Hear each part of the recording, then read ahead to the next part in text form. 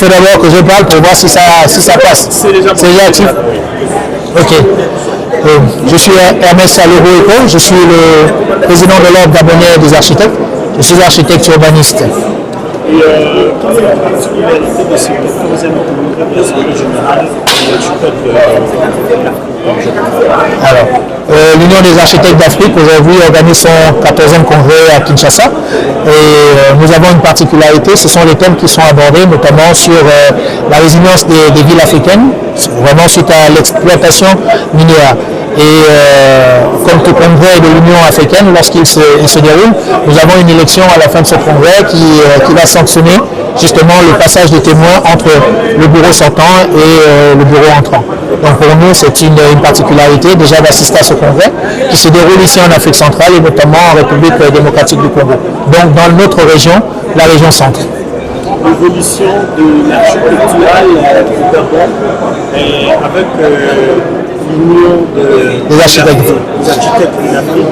Est-ce qu'il y a symbiose, ça marche de Alors, ce qu'il faut dire, c'est déjà que le Gabon, l'Ordre gabonais des architectes est membre de l'Union des architectes d'Afrique depuis sa création et nous avons ratifié des textes. Donc ça veut dire que nous fonctionnons sur la base des textes justement de la corporation africaine. Et en étant membre de cette corporation, justement, il y a des apports qui nous sont faits. Nous sommes membres, nous cotisons, nous contribuons. Et aujourd'hui, par exemple, vous voyez, il y a une thématique qui est abordée parce que la République démocratique du Congo, ce sont des pays qui sont miniers. Donc la résilience des villes africaines par rapport à l'exploitation minière et industrielle et face aux catastrophes naturelles, vous voyez qu'on a plusieurs paramètres qui rentrent en jeu, qui sont pris en exemple ici par les différents panels qui sont faits. Et ces panels-là nous amènent justement à nous rappeler que notre pays, le Gabon, est aussi un pays minier.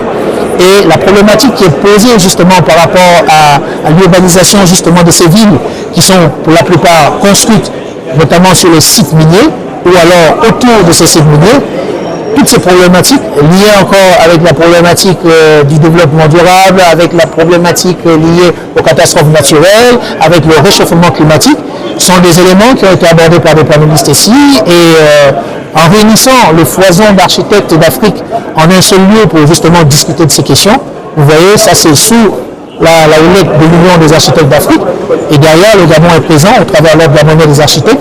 Donc nous bénéficions et nous participons justement à l'élaboration des solutions, à apporter des solutions justement par rapport à ces thématiques.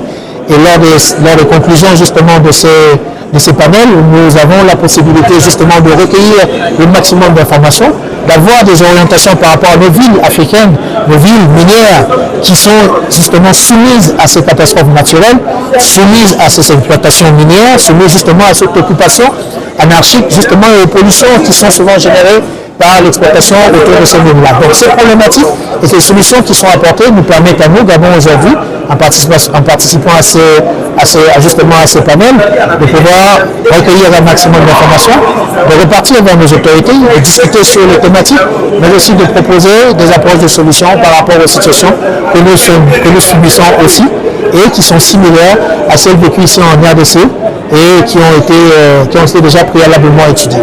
Pour l'élection de ce samedi, qu'attendez-vous de ces élections, du nouveau